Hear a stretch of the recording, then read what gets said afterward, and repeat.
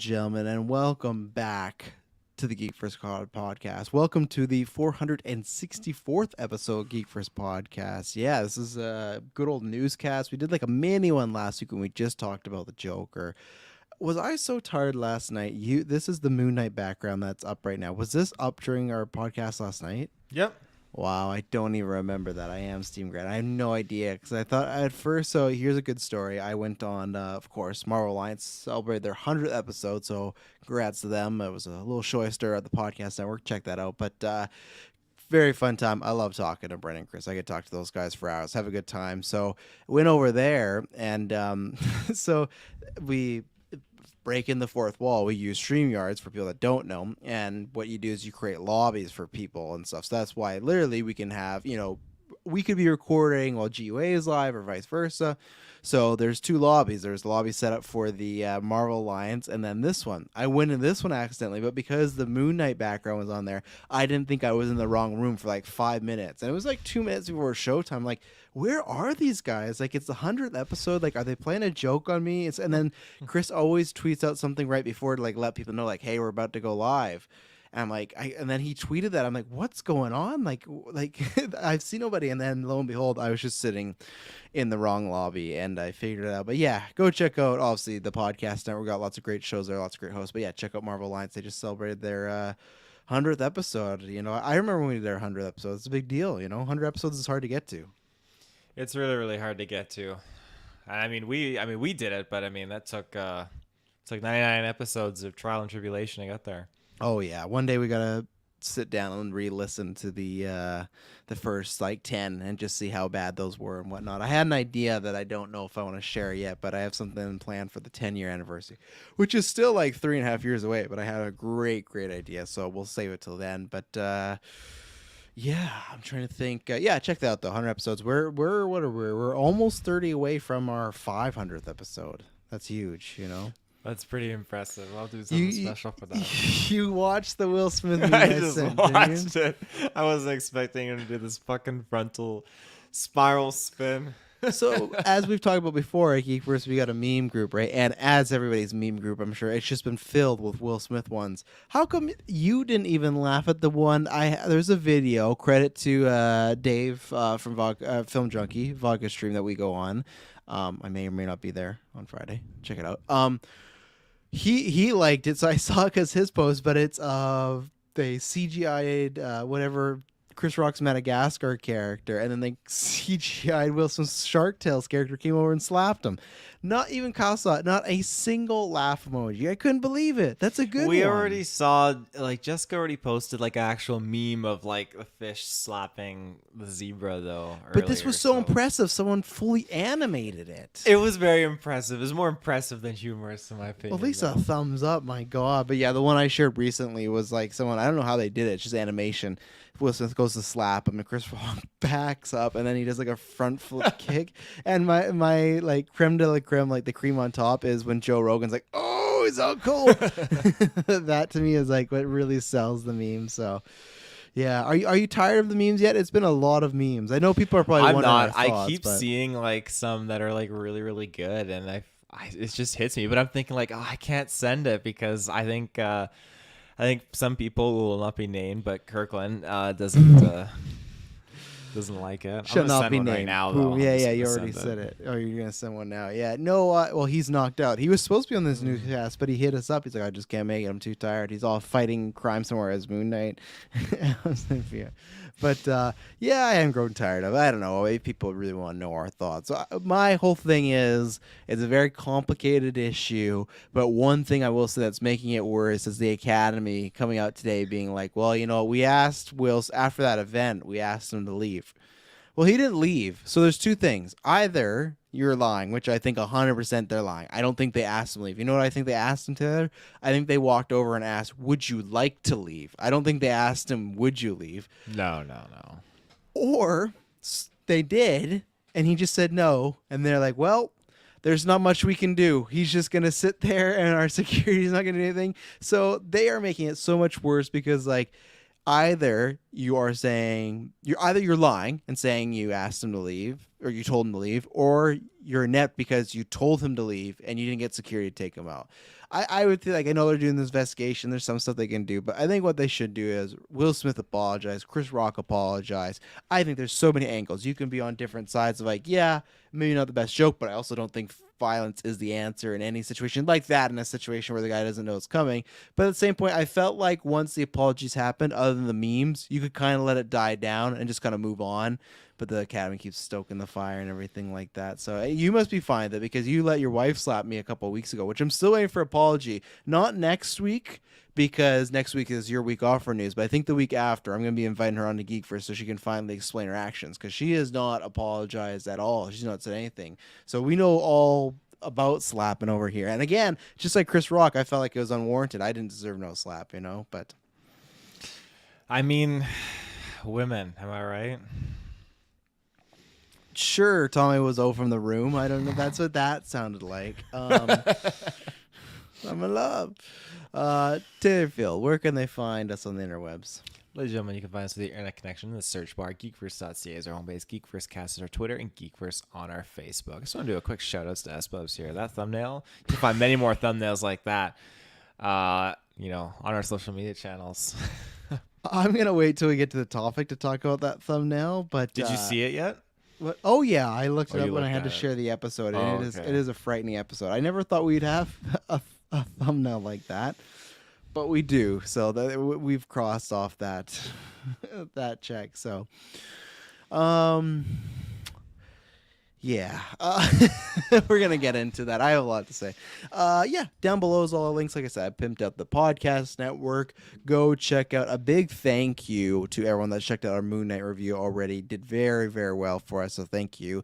I'd have to check, but I think we had it in December. But I think this was our most downloaded month. I'm pretty sure I have to check. If not, it's very close to beating it. So a big thank you to everyone. I won't say it yet because I'll wait until April to be for sure.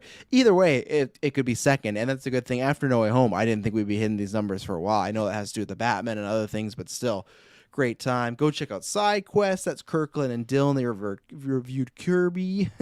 I don't know why I said it like that, but I did. I'm excited next week because I don't know. Oh, are you on it next week, or is that probably maybe his guest or For Side Quest? Yeah, I believe next week is Star Wars, so I should be on that. No, isn't it? No, it'd be the week after because you got to play it. When does the game actually come out? Does it come out to like the 11th? Oh, right. Yeah. No, it comes out on the 5th, so... Comes out the 5th. Okay, so I think it's Dylan and Guest, but I'm excited because I'm sure they'll be talking about that PlayStation New Plus going on, and then Zelda. Sorry, Taylor, got delayed, so you've lost your number one draft pick in the draft. Happens to the best of us. It does. It really does. I'm about to I lost Flash. I'm losing lots with Flash apparently this year. That was a fucking cursed movie for me to pick. But yeah, check out all the things we're doing, and then our last cast of the week. It will be going live tomorrow on YouTube, but if not Friday morning. Morbius will be reviewed by myself, Kirkland Dillon, and yeah, can't wait for that one. It's gonna be a good time. I know what I think. It'll at least be a fun review, and yeah, hopefully there's some good end credits to talk about. But yeah, links below where to find us, review us, watch us. The biggest thing to do is head over to Patreon. You get ad-free exclusive early episodes. You can join after 9. Lots of good options, lots of good tiers there, and everything you do, not only is it supporting us and giving us a thank you, you create more content. All these shows, how we're doing multiple side quests, extra newscasts, that's because you guys support us and make the actual time for us to have the income to spend our free time doing this. So we thank you very much for your help. Check out Manscaped. 20% free shipping. I got the full ad read tomorrow, but still, you want to do it. They got so many good things going on. They have a really fun thing, really important thing dropping in April, which I'm excited to talk about because we have just been extended all the way to June. So you can use that GV pod code right now or at any point in the next 3 months. So big thank you to everybody because I've talked to them. So yeah, the people that listen to you support you well. So we thank you very much because, again, another thing that supports podcast. Plus, it's just great product. I've said this before. Summer's coming up. You want to be fresh. You want to be clean. Get that Manscaped right now. So we're talking about a lot of stuff. We're talking about one thing. We're talking about DC stuff. We're talking about some Marvel rankings. Did you do your Marvel rankings, Taylor? Are you going to do it right on the spot? That answers that question right there. There you go. Okay, right on the spot for Taylor Field. And then we got some It news, we got some Top Gun news. So yeah, gonna be a fun time. So Okay, let's go ahead. I'm not gonna lie. I must have misread it because I didn't know Marvel Rankings was on the like on the Google Calendar, but like I just gotta pull up what your message was It's because I not. misread it. Here we go. It's You just said a Marvel news Rankings. topic. No, it's Oh, just I thought okay because I just panicked here. I was like, I'm I supposed to have want some the Marvel entire Rankings or MCU something. rated right now. That's You're like that's MCU Disney Plus Premier Rankings, and then you just said it here. I was like, fuck, am I supposed to rank something right now? yeah. You got to rank all 33, 32 projects, whatever they may be. But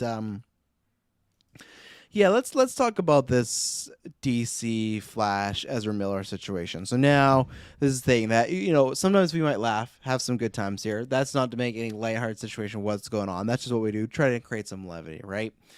It's a very difficult, big situation to talk about, but it affects our movies because obviously this is the star of a major one coming up, and maybe the star of, or could have been the star of potential future ones down the line, right? So,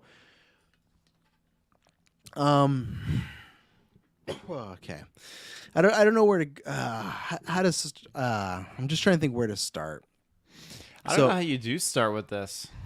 I'm going to go to the beginning, and this is where, so Taylor, you can sit, I'm definitely going to throw to you for some things, but you can sit back for a second here, because I'm going to go to the very beginning. So obviously, I guess I go to the very, very beginning. Ezra Miller, massive fan. This is what I've always said I love about having the podcast, that you have recorded proof of us saying things years ago. So before you go, did you really think like that? You did. Just like many times I say, oh, I thought Jared Leto was going to be a great Joker. I didn't like the look, but I thought he'd be great. And we got SNL Joker. I thought Ezra Miller was going to be a fantastic Flash. In my opinion, he was not. But at one point, maybe in the world, there was a no bigger Ezra Miller fan than me. I saw We Need to Talk About Kevin, and my God, that is such a good movie, and he is so good. And I watched, this guy is going to be winning Academy Awards. He's a powerhouse. He's going to be around for quite a while. So I was a big fan. And when he got cast, I was a massive fan. So obviously, lots of things happen. Yeah. Flash comes out, the Justice League comes out, even the Snyder Cut, which I just watched again last year. I'm very excited. Well, fuck, I guess there is no other sequels, but I'm excited to talk about the Keaton news stuff because you never know. But I very much enjoy that movie. Still not the biggest fan of him. That we jumped to, I don't know, it was 2.5, maybe 3 years ago, something like that, where there was this video. It was very shoddily shot, but there was a video of him getting in some argument with a woman, and he lunged at her and then started to choke her, and then the video cuts, right? And for me, that was already bad. But for me, what also, and this is where my rant mode kind of kicks in, it's what kind of pissed me off and ticked me off and I didn't understand is, and this is definitely from a big function of some of the worst Snyder Cut people. We've talked to many people that are Snyder Cut people, good people, they understand. And there's even some Snyder Cut people that, thought this way they're going to talk about, but have maybe changed their mind because of recent events. But I still never understood that this video came out and it was just pretty much blown over. It was just non-existent. They ignored it. It's just oh, I heard every excuse of, oh, it was, not a big deal. It could have been a hoax. Well, it didn't go any further, so it must have not been anything.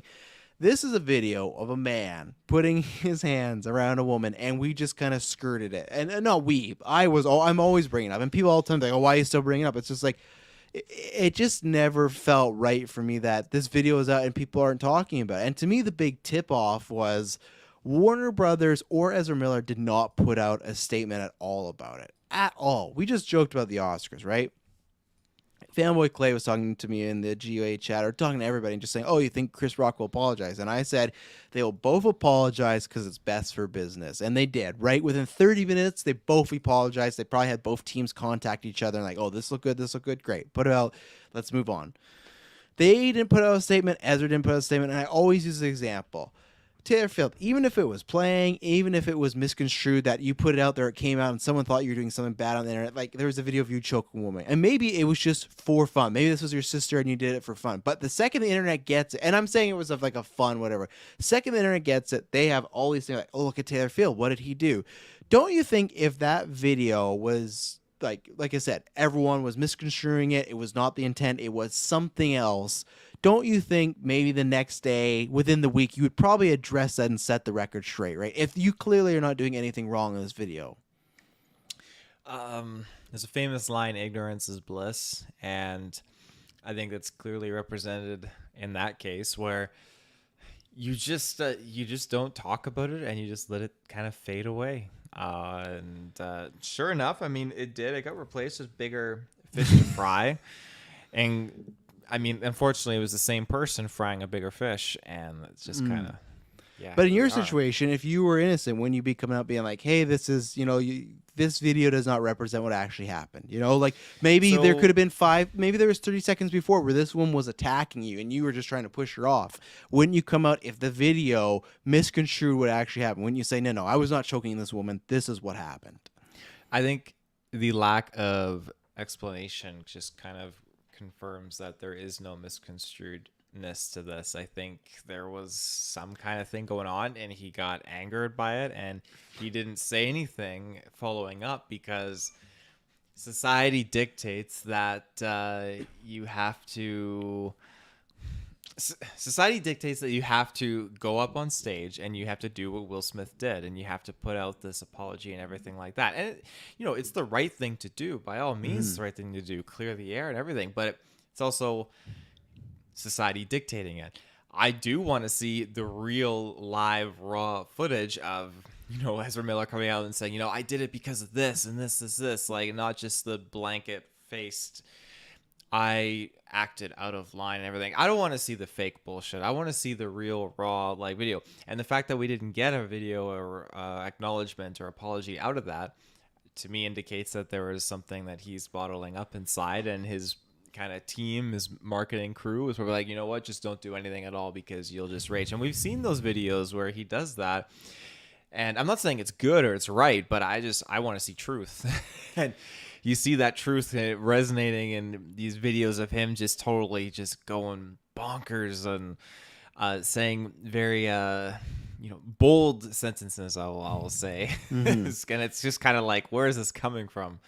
Well, and like I said, for me, that was always my biggest problem of like, this is clearly a red flag, but it wasn't, especially by there's lots of people that I feel like they didn't want to treat as a red flag because like, oh, well, he's in the Snyder Cut movement. He's one of our guys. He's a part of this. Like, we don't want to call it out. It's just one thing. But to me, it's just, okay, kind of red flag. And there's some other things people have said he's been questionable said as far as attitude. He did release that video a few weeks ago or months ago where it was like, okay, he was threatening the KKK, but he was also like doing it in a way where it's just like he wants people to start killing other people, which, okay, whatever, you could debate because it is the KKK, they're pieces of shits. But then we get this report that came out yesterday.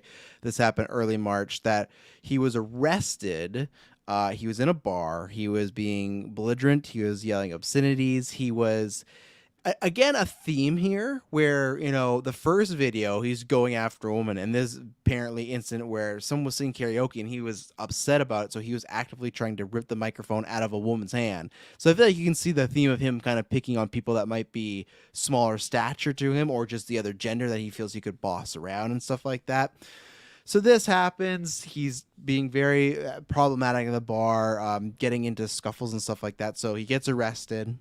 And it's funny, when I woke up this morning and I saw that first quote of him talking about this couple, I thought this was just still within the bar story of, okay, this is just more coming out about it. But no, what happened is this couple, he's staying with a couple. They bail him out of jail. Okay, that's nice. They bail him out of jail. This is just, of course, alleged according to report. But, when there's smoke, there's fire, I believe. He gets here, he gets back to this place, and apparently he breaks in this couple's room. He starts stealing some of their stuff. There becomes an argument, and he says he's going to, and this is the quote, murder you and your slut wife. And now he leaves, and now they've started to file a restraining order and all these things. And I just don't know exactly. I know where to start. I guess I'm already on it. But like I said, I'm just very upset by how we got to the point of, it's not on people to call him out, but it just felt like it was so ignored. And the biggest thing is, I feel bad in a extent for the people that worked on The Flash, but I don't feel bad for Warner Brothers because, yeah, like Taylor says, like that's what society dictates. But guess what?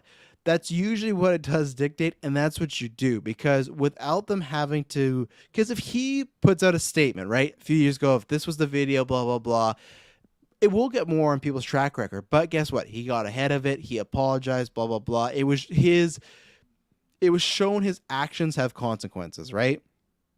Warner Brothers didn't let that happen. They didn't address it. Nothing. You know what happened? He went to go star in The Flash. He was in another Fantastic Beast. This guy who's already been kind of problematic. And now you're stuck with this guy who not only got arrested, got a restraining order, getting all these multiple bad reports. And it's so funny, like, I didn't even clue into this morning that I looked at the dates. Now, I don't think this is the exact reason why, but you look at when he was supposedly arrested, this was like the 6th or 7th when he was arrested. I think it was the 7th.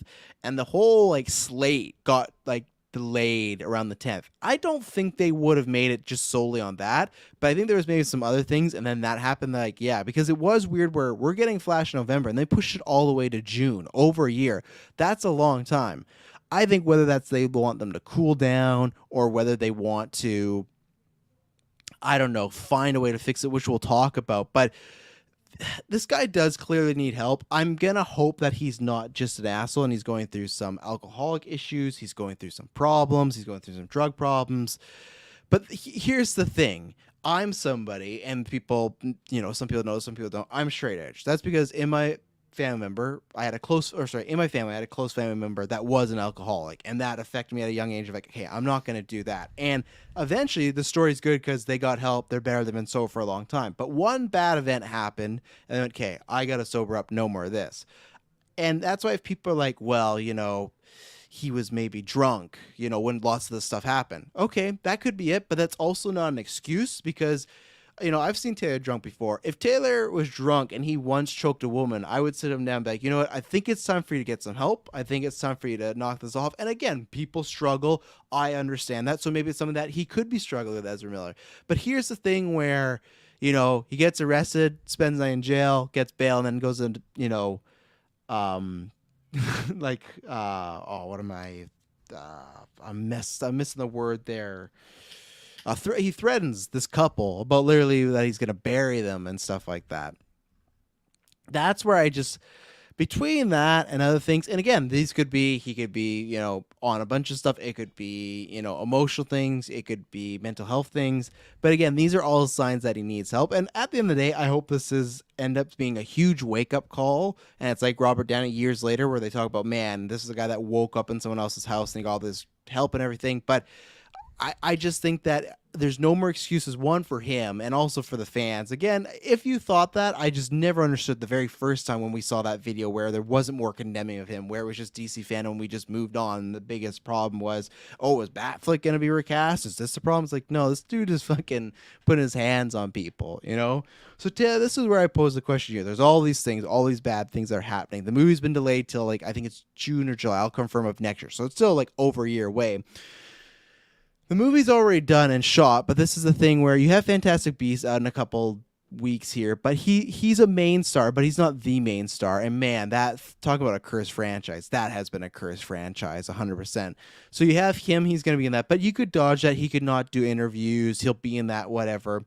With The Flash, that's a completely different scenario because he is headlining that. He's starring in that. Now, I don't think you're in a situation where you could, go reshoot the whole, you could, I guess, but you could pull a Solo, I guess, right, and just start top from bottom, but I don't know if they're going to do that because they've completed the film where Solo was in the middle, but I just really don't think they'll do that.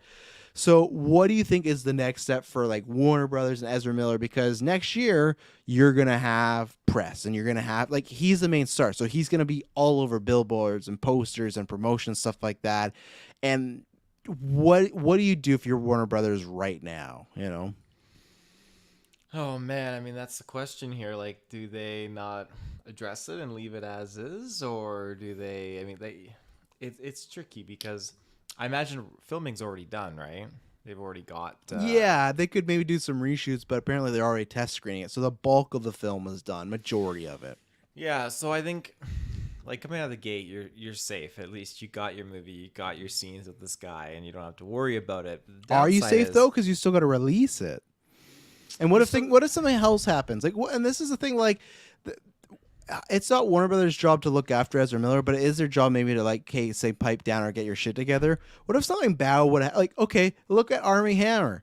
Look at what happened to him and how that Death and the movie came out all quiet. This guy was accused of cannibalism, all this stuff. What happened if Ezra Gunn? It came out quiet, but it's not gonna. It won't affect this movie at all. Releasing, they've sunk so much money into this.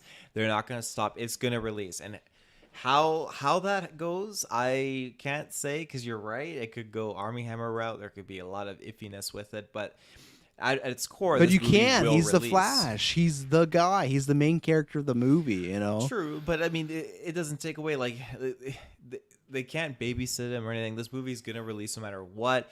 Whatever happens after that, like if it's a quiet release, sure. If they get more movies with him, probably Michael not. Keaton's coming back. It's got quiet release. I think that's impossible, you know? Yeah, like it's just they're gonna address it with him and be like, hey, we need to find some kind of resolution here because we can't be having this. But I think he's basically sealing off his future as this character. I don't think it's gonna keep going, and if they're going into multiple realities, it's kind of shitty that they gave us a second Flash that's also Ezra Miller. This would have been the great time to maybe recast that second Flash as a different actor, and then they could carry off with that as like a possibility, or they just recast in general and say fuck it.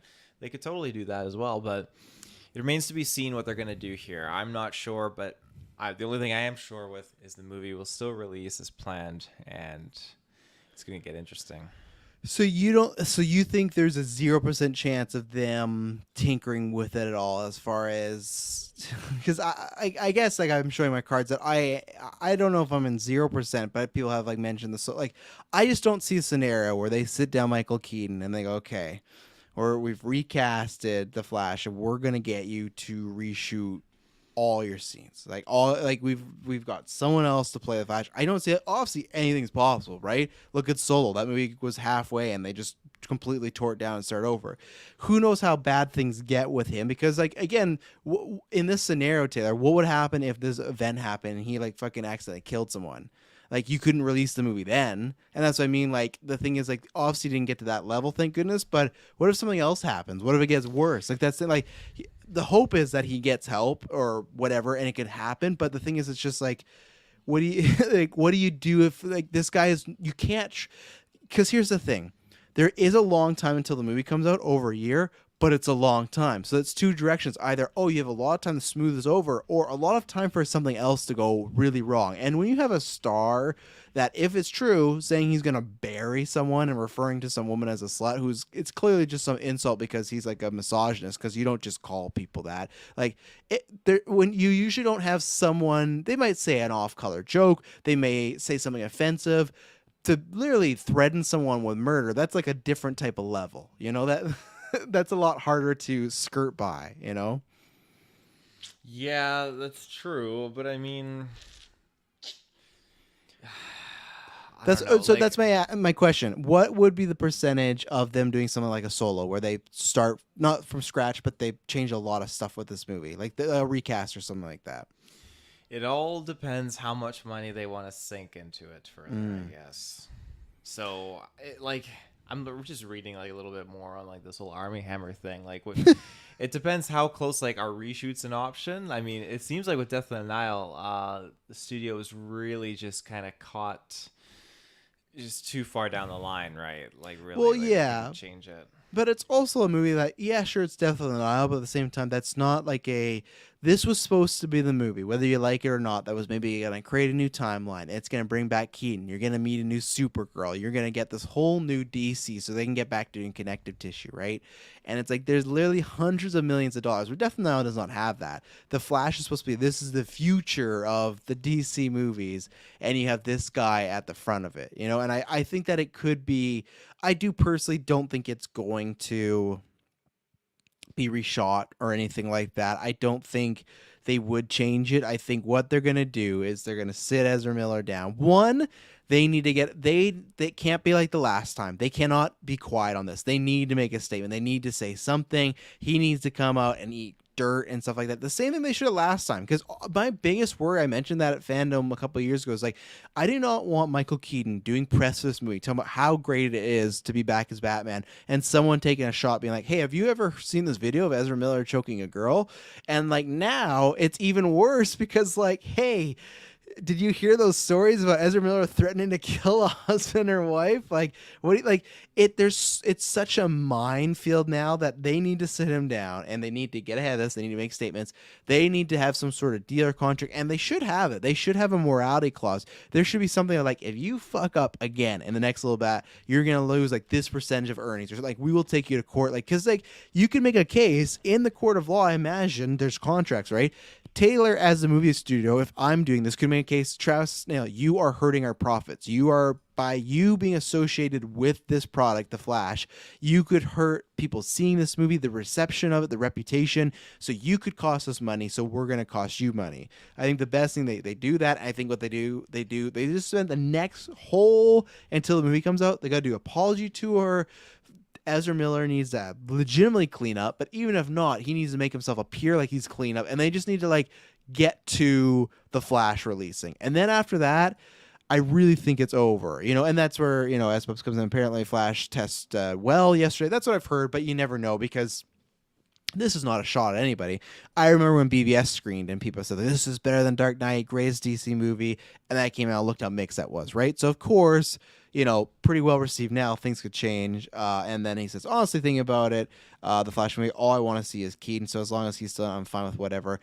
And I'm fine with that too, but I also hate that, again, this fucking, like, Keaton's return is kind of overshadowed by this bozo. So you were thinking, what do you think? Is there any chance of them changing anything? Or do you think they just ride the storm out and just see what's for the best? Oh, I think they're gonna ride this storm out and see what happens. If he does do something serious, then that will be obviously addressed at the time. I was just reading into like I don't know the context if there was ever a movie coming out and an actor killed anyone. The only thing I could closely relate that to was the Alec Baldwin scenario, where I think that movie has been like indefinitely suspended, which for good reason. I don't think that movie is ever going to see the light of day. Yeah. That's just it. So I'm just wondering in the context of if Ezra Miller were to kill someone afterwards, you don't want to glorify him and make him money by putting the movie out. So I think it forces the studio's hand to do.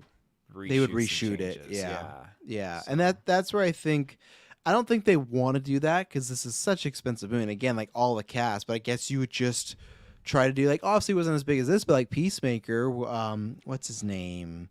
Who's the guy? We always say Peacemaker, or a Vigilante. The original actor, he did like 3 or 4 episodes, and they just reshot. They just didn't get along creatively, and they reshot all his stuff. And they would just take scenes where he was off by himself. You wouldn't even notice, and you didn't even notice. Like, did you even know that till I told you that, Taylor? No. Yeah. So like for the first 3 or 4 episodes, Vigilante, that actor was not in that show. Obviously, it helps because the guy's under the mask, but the rest of the stuff they had to redo. So I think that is the worst case scenario, and they don't want to do that because that would sound like a hassle, but I don't know. That's what I guess I got to be talking about. Like, what could be more riskier, releasing the movie with him or just starting from scratch and recasting? Because again, we were talking about that earlier this week. What the fuck did they do with Johnny Depp in Fantastic Beasts 3? Now, he'd only shot a few scenes, but they literally pulled him out of production, put him as Mikkelsen, paid him his money, and said, thanks, but we don't want to associate with this. Now, that's different. Johnny Depp's a much bigger star, and his allegations were much, much more public. But there was a time and place where Johnny Depp had those things going on and people didn't know about them, right? Mm-hmm. It's the same thing with Ezra Miller. How much stuff has this happened that we haven't even heard about, that maybe didn't get contacted by the law or someone covered up for him? And that's where it's like, if this could be the beginning stages, what if it just gets worse like the Depp situation? And they've shown that they are willing to cut someone. Again, different because Depp was not the main star of Beast, but still a relatively big star. And I hope it doesn't get to that point. My hope is that he's not an actual asshole and he's just having a tough time in life and he can get some help. But it has to be very... Do you think there's any correlation to them delaying the movies when that happened? That happened within a few days of each other. Do you think that was already going to be delayed for numerous reasons? Or do you think this is one of the reasons that, like, hey, we got to push this stuff back? Because they also pushed back the whole slate. So it's not like they just put back The Flash, but them pushing it back till next June sure gives them a lot of options in case something does go wrong, right? Yeah, it does. And maybe they know a few extra things that are just waiting to blow over. Absolutely. So. Absolutely. Yeah. Yeah. I worry more so for Fantastic Beasts because they got another 2 movies they're locked into, right, with Ezra Miller. So it's a bit more rough. Yeah, but like Johnny Depp, they could just take him out, right?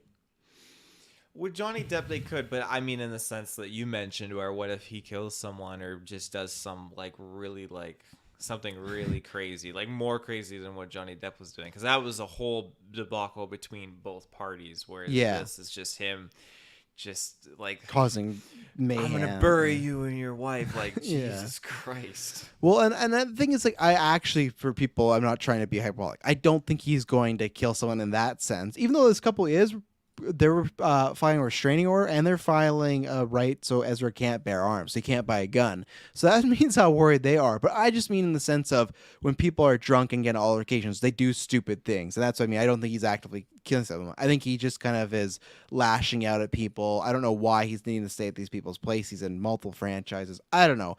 He needs to go on a whole tour and whatnot. So that's this. You kind of already insinuated right now.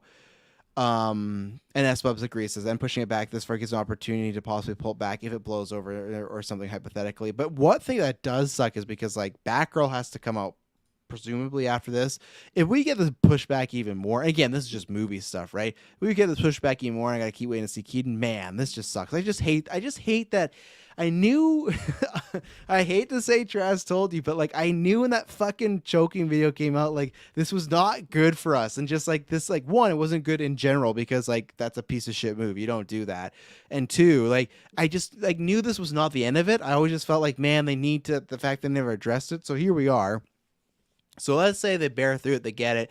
You insinuate that you think, let's say even in the next few months or whatever, to the release of Flash, actually, you know what? I'm going to take an ad break and then I'm going to ask you this question. So we'll be right back. And we're back. So as I was saying, let's say all the way to the Flash, nothing else happens. Let's say they do the whole apology tour, they get ahead of it, they start to make him look like a better image. Do you think that there is a chance he could stick around in the DCEU as Flash? Or you think maybe because of this stuff, like, yeah, even if he gets cleaned up, you know what? Too little, too late, that this could be his last appearance as Flash, and either they recast or they just do a bunch of movies. Like, they're using Flash to reset the universe, right? Well, once he's reset the universe, you don't technically need to do a Flash film in a bit. You can just shelf that character and don't have to touch it. So do you think there's a chance that he could find a way to make good and get back on good graces, and you could see him Flash after this movie? Or do you think this is the last time no matter what as Flash? I think there's always a chance. If he were to turn around literally right now and fess up and everything, I think absolutely we'll see him again. If not, then that Flash crossover with the CW, maybe they'll make him the new Flash for the movie. Who knows? So yeah, I honestly think, to me, it's a lot of time, and right, someone can clean up, but someone needs to clean up like really well. I do think that either he will not be Flash or he will not be Flash for a very long time, like a 5 to 10 years from now, where, okay, he's proven he has a good track record. The same way we talk about Robert Downey, he had to prove that, right? Like, companies wouldn't even insure him. And I guarantee you that's going to be an issue going forward, that film companies won't insure them because they can't ensure that he's going to show up to work.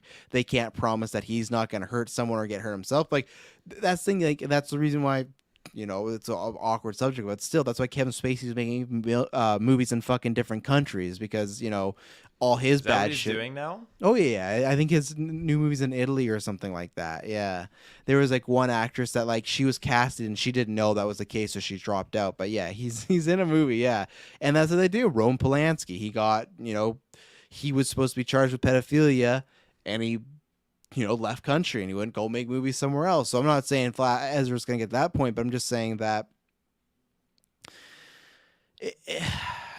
companies will not, if this is a big problem, they will not want to work with him, or he'll work with very smaller companies that they just want to get some sort of star power and stuff like that. So I do think he's done as Flash. Honestly, it's not a big load to me because I don't miss him. What does always interest me, though, is imagine, and this is the thing, too, you got to remember Discovery and Warner Brothers, they're merging right now. Remember, they're doing their big merger. So you got a new leadership taking this situation right now. And that's the thing. Before we could be like, oh, this is how Warner Brothers reacts, we have new head honchos now. They could be completely like, hey, we're going to turn this around. Or they could literally be, hey, yeah, no, fuck it. We're going to fire him right now. And, Taylor Field's your new Flash. Get ready. You're going to go film scenes with Michael Keaton. Like, we don't know what they're going to do. We have no idea their type of mentality when it comes to this stuff. So I personally do think that it's over for him. What makes it interesting, though, is the same thing with new leadership. Let's say they take it over, right? I think there's been some reports about, like, how Snyder Cut did. But, obviously, it did well as far as people streaming it and watching it, and people overall liked it and won some Oscars this weekend. That was so stupid in the fan poll because, as I've said before, I'm not mad that I won. I'm mad that that was even a category in general. I don't care if it was that or No Way Home. It's a stupid thing to put on a Twitter poll. It's just doing the popular Oscar that way. Dumb, stupid. But I laughed. I howled that the fans, like, they got the Oscar cheer moment was Flash and the Speed Force, and then the best movie of the year was Army of the Dead. I was howling. I was like, man, backwards. good for you guys. But guess what? It's just like it's just people that complain about the Oscars all the time celebrating it that they got this win. It's just complete hypocrites. Complete hypocrites. I hear about bagging at the Oscars all year, but it's like, oh, look what we did. No. So anyways, I would wonder, though, let's say these new leadership people are like, man, we really love the Snyder Cut. We'd love to do more. You're almost kind of fucked there, too. Like, I feel like Zack Snyder would take a different approach, so that he might rewrite some things and just, like, kill off Flash or something. But imagine if they go to Zack, like, yeah, we're going to do a Snyder Cut, but what do you do with Ezra? He's your Flash, but it's just like, you're just stuck. Like, what would you do in that situation? I don't know. Because he's such a key character, Yeah, he is a prominent character, but I mean,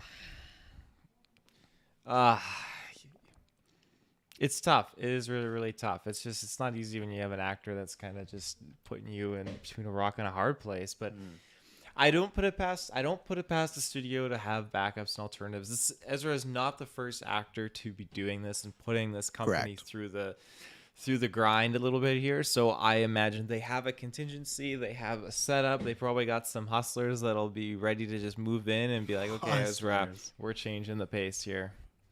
Yeah, and you know what? I honestly do that. Like, to me, I would love it because in my opinion, yeah, the guy needs help, but he's putting his hands on women. That is like just one of the lowest things. It's just unless you are being attacked by a woman and have to physically push her off, protect yourself, that is the only time it is fair game to do something like that. And all in all, you shouldn't really be touching anybody, hurting anybody, lunging at people for fucking karaoke. That's where clearly he's not in his right mind, right? But I would personally love it as like a big karma lesson. If he were to wake up one morning and they were to say, yeah, we've got rid of him, we recast it, and we're reshooting the Flash movie right now with Michael Keaton and everything. Because to me, if you don't get a fucking wake up call with all that stuff, that would be a massive wake up call of like you getting, the first ever Flash movie being reshot. I think it would probably be delayed again. But yeah, it's going to be interesting. I don't know. All in all, I hope at the end of the day, like I said, that that this is a problem and it's not that he's just a fucking terrible human being, which sometimes I do think. It's just like some of the things, it's just like there's just too many red flags. But I hope that in a year or so from now, there's been a big apology and we're kind of moving on from it and we got some sort of, I don't know, comeuppance for people, but who knows? So related to that, though, this is everyone's favorite reporter, Grace Randolph. She put some stuff out, but she put out as some people like Taylor may not know, she's a very iffy scooper, has a lot of very controversial takes and stuff like that. But I wanted to put this out because I do think this is one that is realistic. She's gotten some things right. She's gotten some things majorly wrong.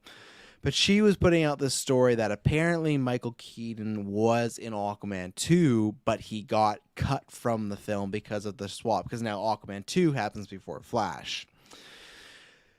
Wasn't said if it was an end credit scene, but she also kind of said that, okay, you could see the scene maybe now in Flash 2, and then there was another scooper that did back her up that it has gotten a lot of stuff. I think it was My Time to Shine. I'll check when Taylor's talking, but it was someone that recently has got a lot of this stuff like more correct, has like a better record.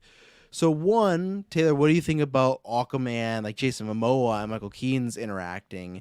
And two, actually answer that first because my other one might take you on a different route. So what do you think about that dynamic of Michael Keaton and Jason Momoa interacting as a new Batman and Aquaman?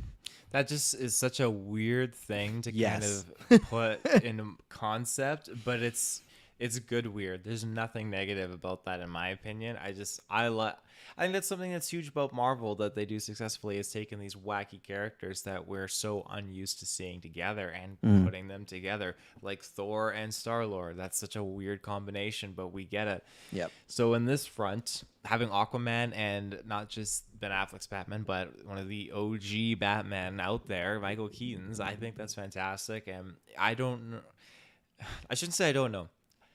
I can understand maybe why they would cut it, because it's an Aquaman movie, and it does seem a little out of like left field to just kind Well, of throw in Michael Keaton's Batman well, into no, it. the reason they cut it is because it was supposed to go The Flash, new universe. Michael Keaton is in this universe, so he goes to Aquaman for some sort of problem, issue, something like that. That's Okay. why. But now, because they've swapped release dates, it would make zero sense if Michael Keaton's Batman just showed up with none of the multiverse stuff. So that's why. That leads to my second question. So when we get this multiverse thing, so you get this scene, right? Let's just say it's an end credit scene of Michael Keaton for some reason. Let's say he's putting together a Justice League, and he's like, "Oh, Arthur Curry, I hear you're part of Justice League, blah, blah, blah." Do you think our Aquaman that we know that's in Aquaman 2, whenever we get this scene, because it was proposed, and it was my time to shine, she's been getting lots of stuff right recently. She said she's right, referring to Grace Randolph. So if you get this scene of Batman going to our Aquaman, is it a scene that he is cognizant of the old universe and is like, "Hey, you're not like Ben Affleck's Batman. Like, who are you?" Or has he just been mind wiped and this has been Batman his whole life? Like, what do you think is going to be this new universe for the characters we know, like Wonder Woman or obviously Ezra Miller's Flash, but then Jason Momoa, like characters that are going to stick around? Will they have known Keaton's Batman their entire lives and they just got like their history changed, or are they being come to and being told, "No, no, no, like I'm Batman in your universe now. Me and Barry did this stuff, yada yada yada." Like, what is the memory of our Aquaman in the situation? I couldn't tell you. The only thing I can say is, if we're looking at Back to the Future kind of rules here, if you are the one traveling through time and changing everything, then the world will change around you. So Yes. Back to the Future rules, you alter everything and the world around you changes, and they don't have any concept of anything changing. To you, you are still the same Batman. Nothing's changed. So that would be interesting. So you think in Momoa, if we get this scene, it's like Keaton's always been Batman for him in this new universe, right? It's just been Well, again, that's one possibility. The other possibility is, and this is what I'm thinking is more likely, is they'll be aware that this is a different Batman from a different universe because of the age difference. Because in Aquaman's universe, we have a similar aged Bruce Wayne, like Batman, right? Very kind of close within the realm of Yeah. age.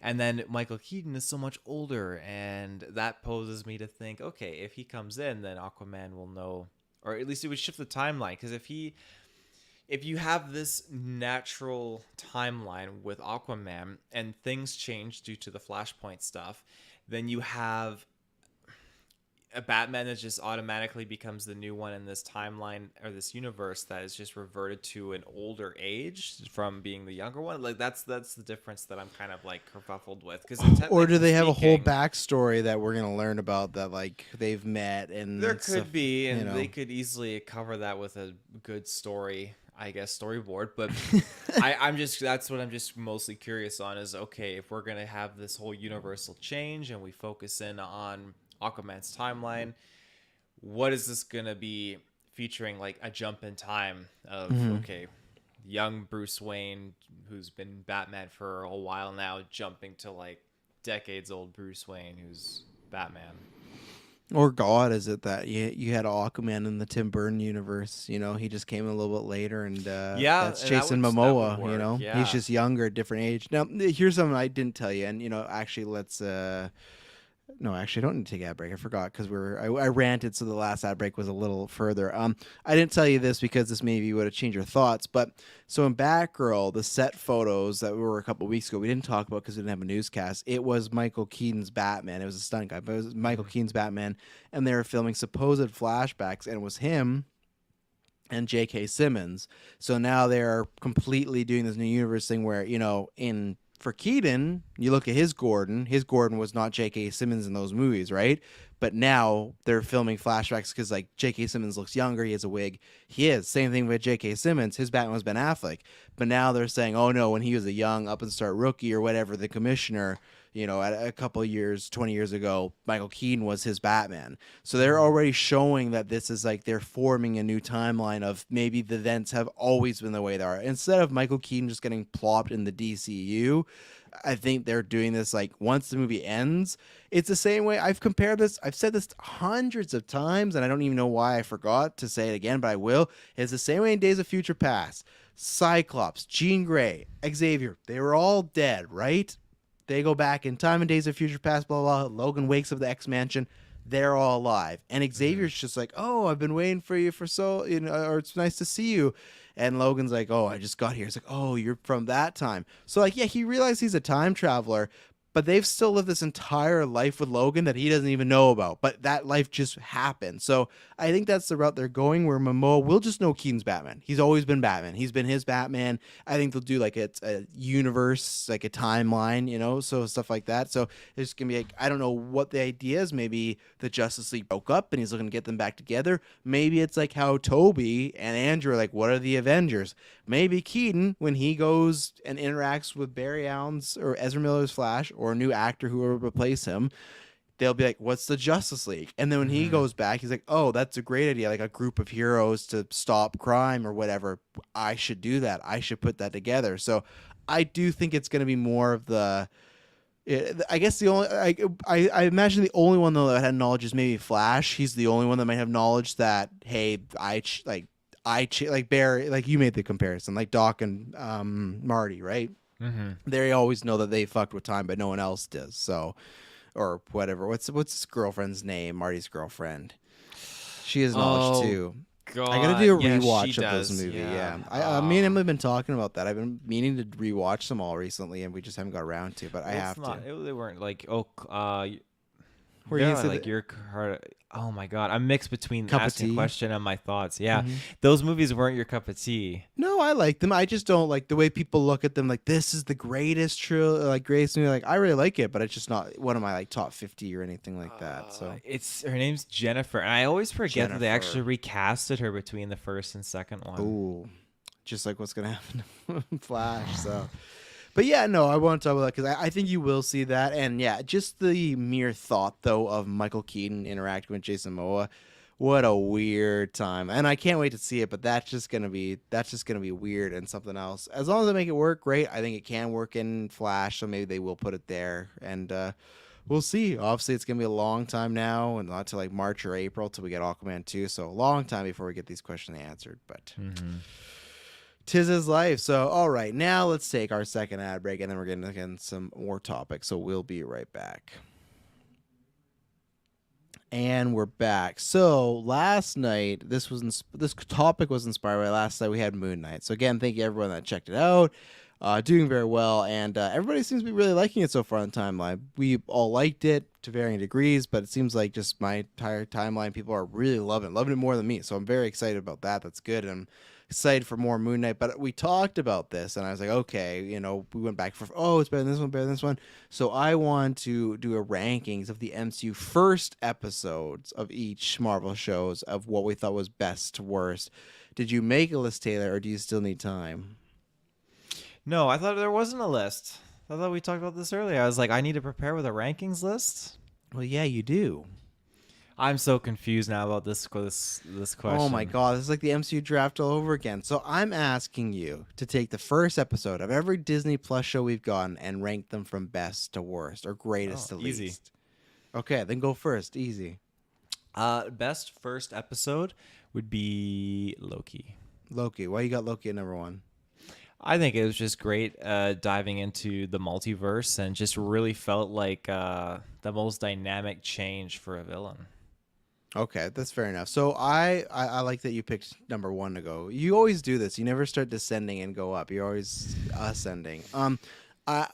We might be close. I would personally go WandaVision number one, just because anytime someone describes any MCU show as like, hey, you've never seen anything like this. WandaVision was not the first time, but one of the few times I felt, wow, this is really not like the MCU. This is completely different, completely wild.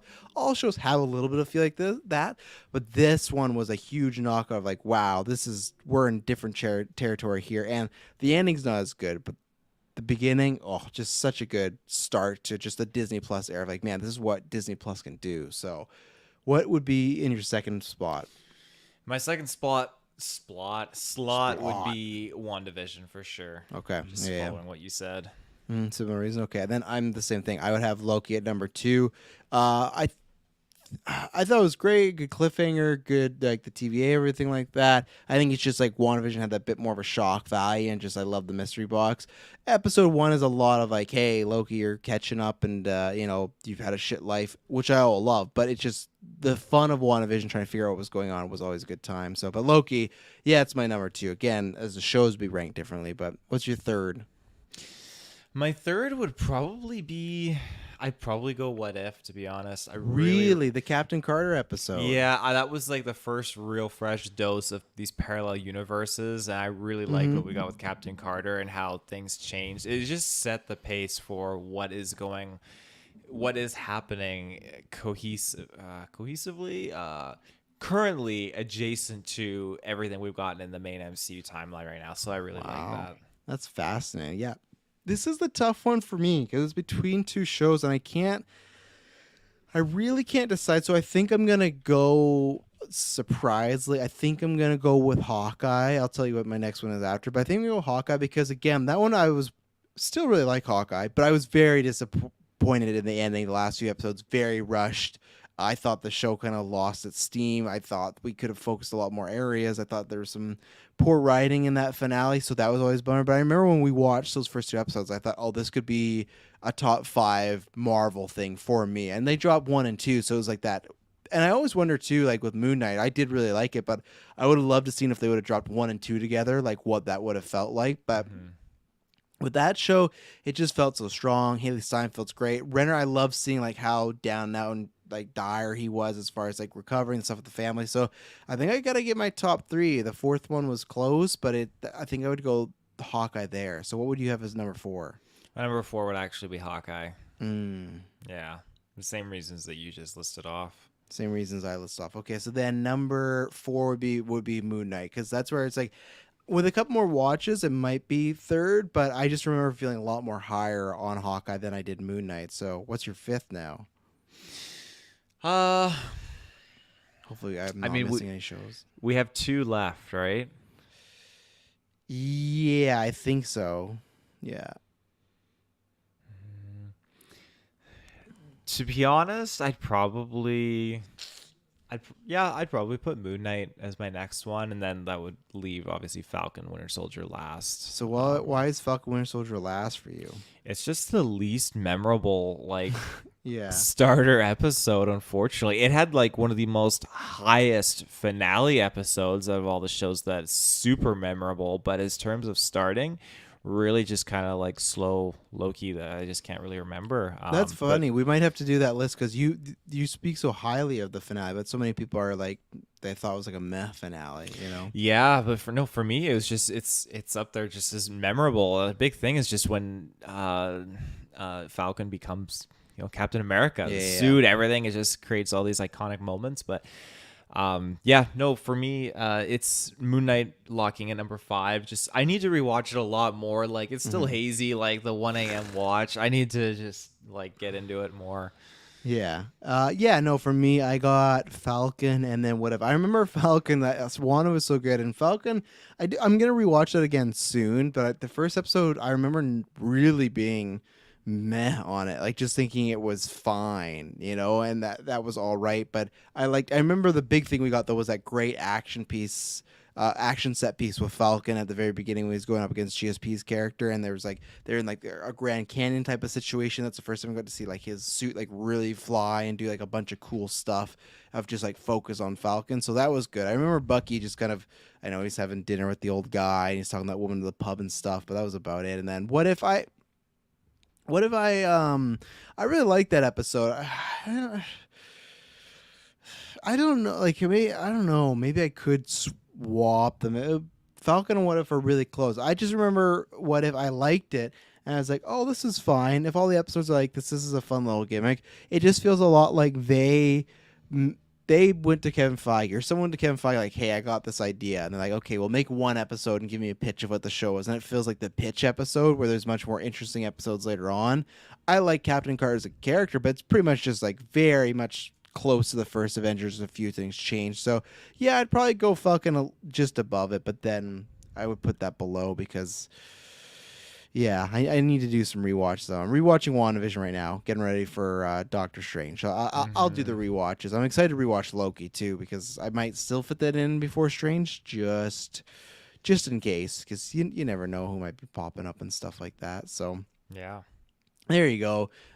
Make sure you give us your rankings, patrons. I forgot to send in the topics today for you guys to send us questions, but send them on the episode, send them in the Discord, stuff like that. I would love to hear your premiere rankings, and I gotta go check the Discord Moon Knight spoilers thing because see who else has seen it. So, all right. So now we're anything else on that, Taylor? Anything to add? Negative. All right. And now we're at to just our last two topics. There is supposedly an It prequel series being in the works right now called Welcome to Derry. It would feature the origins of Pennywise and why there is a 27-year or whatever the curse that lasts every 27 years for Derry. What do you think about this idea? Oh, I mean, I love a good origin story, and this is a character that I want to know more about. I really want to get into the history. I want to know about the turtle. I want to know about all these different things. It is the turtle, right? That's the term for there is the a turtle entity. there. Yeah. I've checked out like the Wikipedia pages for some of these characters, and I'm pretty sure it's like the Pennywise wiki or something like that. But I'm just on board for this. Wiki. Yeah, this is just gonna be a great time. They'll make a wiki for anything nowadays, you know. They have wikis for everything and anything. This character is just so mysterious. The 27-year gap, is it 27 or 24? It's 27, yeah. I need to know these answers. I gotta figure it out, and this show is gonna lead me to the golden gates of Pennywise, where I'll get those answers. So I'm all for it. This is exciting, and I know you had this kind of prediction. Was it a prediction of like, yeah, they're gonna do a prequel or like a third part or something? Yeah, like that? so that's where it's like it's a Travis told you so, like kind of, but I'll still, Travis told you so evolves, and I'm gonna take the points because I said it was after It Chapter 1. Because funny enough, when we just reviewed the Batman recently. It was the first like 100 billion opener they had since It Chapter 1, and I was like in shock. I couldn't believe that it's been like since 2017 that happened. But I remember when that came out, it was like we all enjoyed it. I think it all got good reviews from us, but I think we were still surprised like how big it got, and it was just big box office, but also just felt like that fall season until we got to Christmas. It was the talk of the town, like Pennywise, how scary it was, things like that.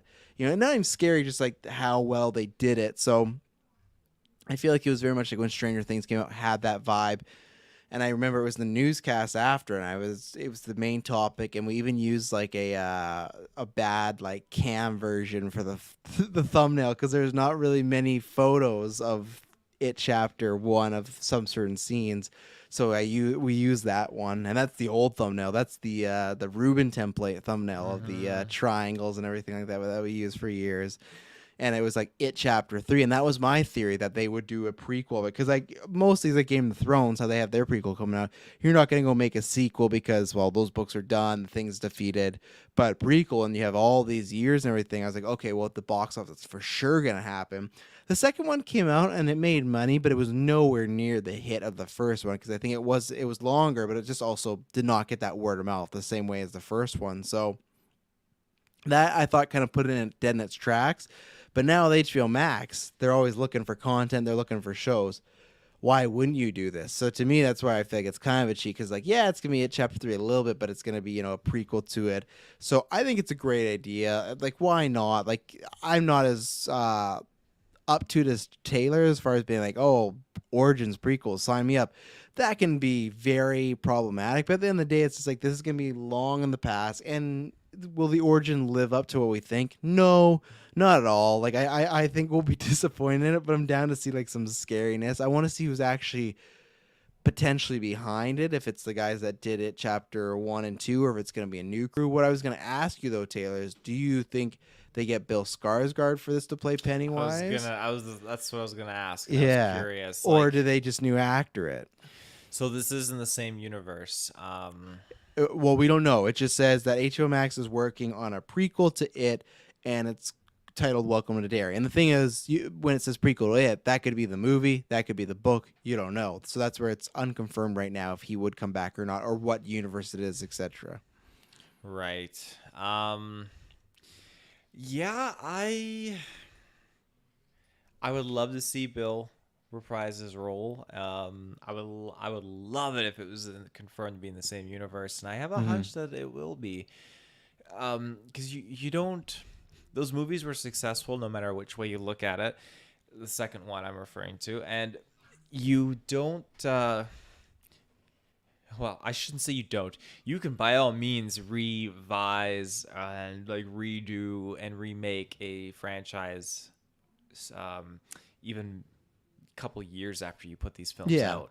Because last one was what, 2019, I think. It would have been right before COVID. So, yeah, this is something that I think has to be pulling from the same universe. They have to be diving into it because they established it, they built it, and there's still so much they can use from that. And they even emphasize a lot of the history in those movies too. And I feel like that's the history they want to run with. So use the already successful familiar franchise. If you redo all of that for the prequel series, then I feel like it can damage those successful movies that you already have put out there, and it's just gonna. Couldn't someone make the case though that if you make it in the same universe and it sucks, you damage those movies? You could if the prequel sucks. That's what I mean, yeah. I don't know. Like it'll be tricky to see. Like I think it's just going to be uncharted territory, so it'll be hard to really have it suck. I know your big case is with the prequel. We already know how it ends and everything like that. But in this case, like there's a lot of questions, and we'll get introduced to characters that we don't know what'll happen. Like we'll know eventually they could die of old age because depending how far back in this prequel goes, but we don't know like what's the damage they're going to do, what are they going to discover, and there's so many mysteries. I want people to die naturally, not by death by clown, you know? Yeah, of course. Yeah, I was just looking at it. It was 2019. The first one made $700 million at the box office, and then the next one made $473 million. So if you round up, made about $200 million less. So I think that just shows word of mouth and the length. I agree with you that if you can make it no matter what, and I think as long as it's good, it'll spread around, and it has to be its own thing, right? Because if this is the origins of Pennywise, he may be a clown, but he's not going to be like the clown that we had, right? It's going to be very different, and that's why I agree with you. I'm always finding prequels long ago because someone could survive a Pennywise curse, but just die of old age because they happen to get away from dairy and stuff like that. So when we're so far away, that works for me. I think if they want this to be a success, then other than make a good show, word spreads. If you want guaranteed at least people checking in, you do it of that universe. And the thing is though, because you go so far back, hundreds and hundreds of years, right? The only thing from that universe you can really pull is Bill Skarsgård. Like he has to be in it. Because you could, I guess, get a new actor and be like, yeah, this is the guy that becomes Pennywise later on. But it's like even in Chapter 2, they show like photos and they show him in that time, and it's Bill Skarsgård, right? So it's like you can't do that. You can't recast, but it's not going to feel the same. It's not going to have that same oomph. It's the same way as, sure, they always say Batman Forever is a sequel to Batman Returns, right? Like, oh, this is supposed to be the same Batman, but no one buys that. I don't think of Val Kilmer as, oh, he's carrying on for Michael Keaton. I think that, oh, this is a new Batman. This is a new story. Sure, it's in the same universe. They make Catwoman references, the same Alfred and Gordon, but I don't look at it that way. I look at that like how I look at Bond. So sure, they can make a really good show, and hopefully that helps. But I think if you have Bill Skarsgård come back, which also Bill Skarsgård, I don't think he's one of those stars, and not trying to make it sound bad, but I don't think he's like unattainable. He isn't like completely blown up since it Chapter 1 or 2. You know, he's been in some roles. He was in Deadpool for a quick appearance there, but it's not like he went on and became so busy or got his own franchise. I think you could get Bill Skarsgård. So I think to at least guarantee a successful season 1 as far as people tuning in, you get him, because I think you could Mm-hmm. also get people to just go, oh, a chapter to it, like a new universe. I don't need that. But if it's like, oh, it's a prequel to the ones that I already like, the ones that Bill's starring, and Bill. He is okay. The kids are like, everyone's good, but Bill to me is the best part of those movies because he did such a good job. You know, Mm-hmm. especially when you have, to me, it's very similar to. It's not just because they're clowns. It's very similar to Jack Nicholson to Heath Ledger, where they took that role, they kept some things from the past, but they made it their complete own. And I think Bill, I'd love to see Bill playing like maybe some sort of normal version and then turning into the clown. Or how does this curse even start? How does this fucking thing? I guess he's an alien, right? But like all these things, where like, how does it go from point A to the very bad point B? And so I hope it happens. I'll be a little disappointed if they cast some sort of Pennywise. Like, I guess again, he's technically like an alien, and he just takes the forms of other things. But I feel like you need Bill in some way or another. You know. Mm-hmm. Absolutely. Anything else on this? No, that's everything. I hope it happens because HBO. It was HBO they passed on, and Netflix picked it up.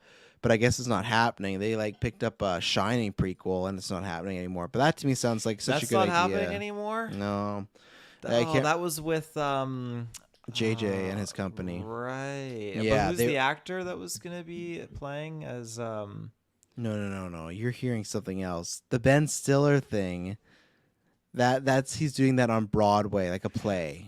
Oh, that's a play. Yeah. Oh, I thought that was actually a live action. They're not letting them film that. screen. It could go terribly wrong. I'm excited. I would love to see that play. I would pay good money to see Ben Stiller as Jack Torrance. Fuck. But I hope it goes well for him. But no, that was a series where it's gonna be a prequel about the hotel and just like other people that stayed there over the year and like the other ghosts and stuff, which I right. thought would have been great, but it's dead in the water. You know what's not dead in the water though? Top Gun 2, aka Top Gun Maverick, coming out July, I want to say. I don't have the date. I'll look when you talk. What do you think about this trailer, Taylor? I found this trailer much more engaging than the previous ones, to be honest. This one really kind of resonated with me. I really liked it, and it felt like there were some stakes here. I still gotta watch the first one. I gotta get into it. We'll do a retro. We'll do a retro. We'll do retro. Okay, that's exactly what I need. Kick me in the butt. But It's in May 27th. May 27th. Okay, I'm excited for this movie. It's just I love spaceships, I love space battles, and this is one of the next best things where I'm getting jet battles and jets and stuff like that. And it just feels like there's. I'm glad that it doesn't feel like there's a heavy dose of CGI. These feel like real jets, real pilots, and just going to town. And I love that in movies that focus on like military, Air Force, just real practical effects and stunts and maneuvers. It just has a very crisp cinematic aesthetic to it, and this just feels awesome when you see more of him, Maverick, just doing all these crazy stunts in his jet and stuff like that. It's just fantastic. So I'm excited to see him and the drama and the dilemma between this next iteration of pilots that are the best of the best, and they all have certain reservations against Maverick. I'm curious to see what this dynamic is by watching the first one and seeing what kind of drama he's stirring. Yeah, Goose's son is in there. Goose's son. I don't know who Goose is, so That's Miles Teller. Remember in the trailer at one moment, he's like, "Oh, my Right. dad trusted you, and you got him killed," and that's like, there's some drama there. okay, yeah, that's the drama I want to see. I need to know Yeah. about this Goose guy. You Fun know little what- fact. I don't know why my niece calls me Uncle Goose. So I don't. Uncle Goose. Uncle Goose, yeah. I don't know why.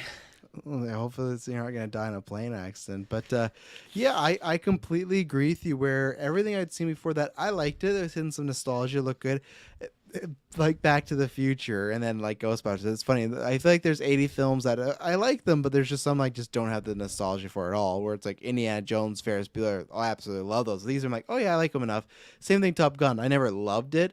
And the first trailers have been fine. This was the first trailer, this trailer was the first time that I actually was getting actively excited for, because I loved the draw. Because I think so far they've not shown us much actual story beats of like what is the story. It's just always Tom Cruise flying a jet and he's laughing and there's volleyball. Like I didn't know what the fuck's going on. I like this idea that okay, they're going up against something they haven't before.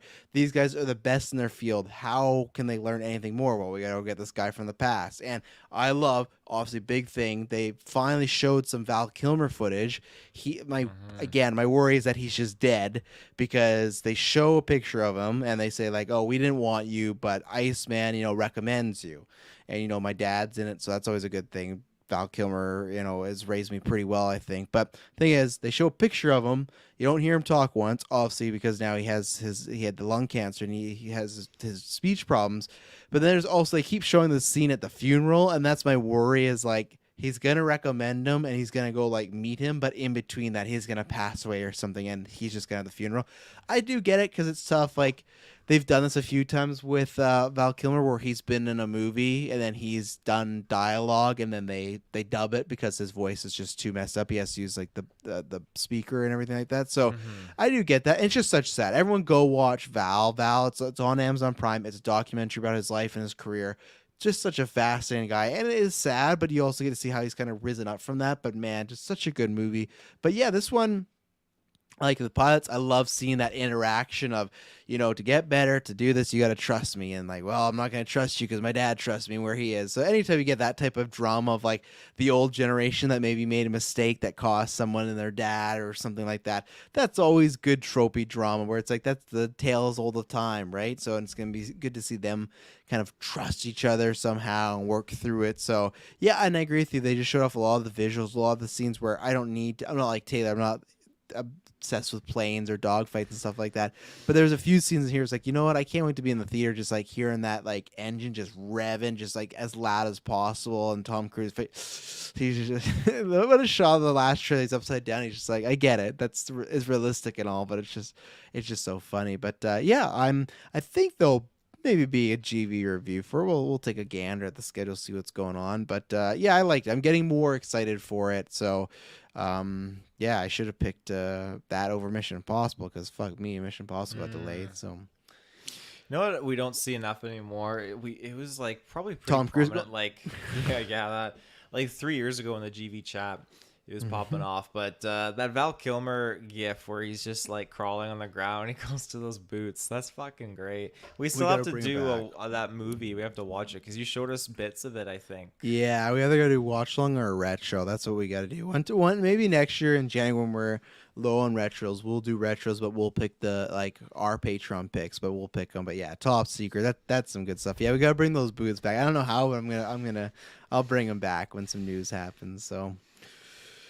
Well, we did it, Taylor. Newscast in the books. A little bit of a shorter one because Kirkland with his big old mouth wasn't here to keep us going. So his big old mouth. Yeah, I'm gonna drop one more quick thing. I didn't realize this was actually he's a little mouth. Remember, little mouth, tiny. Yeah, he's big words, little mouth. Netflix is dropping that Spy Kids revival. That's pretty bold, but fuck. We'll see how that goes.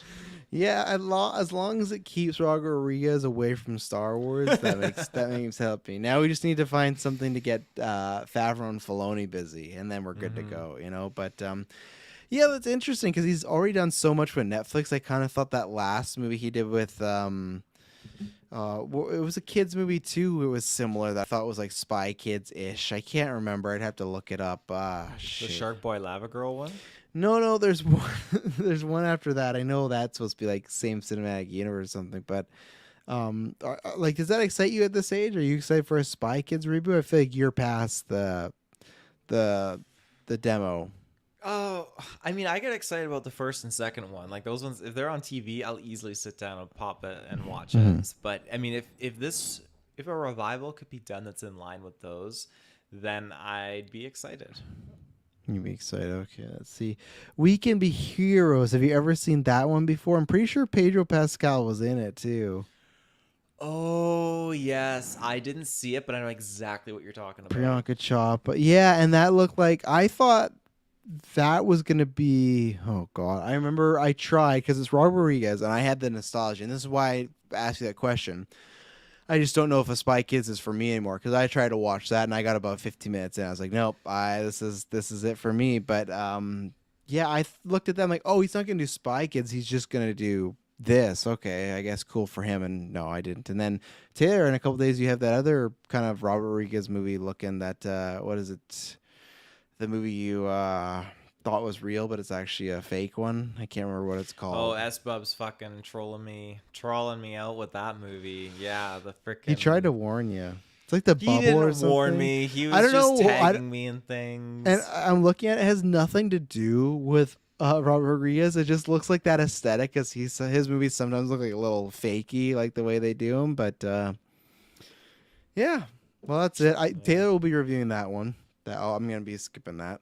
The fake movie or the Spy Kids. I'm down to talk about the fake movie. Am I reviewing the Spy Kids now? I don't know. If You I brought am. it up, and that's the rule. Anytime someone brings up a piece of news, they have to fall through. The fans That's want it. first. I'll do it if Kirkland does it. He's also got to do Game of Thrones.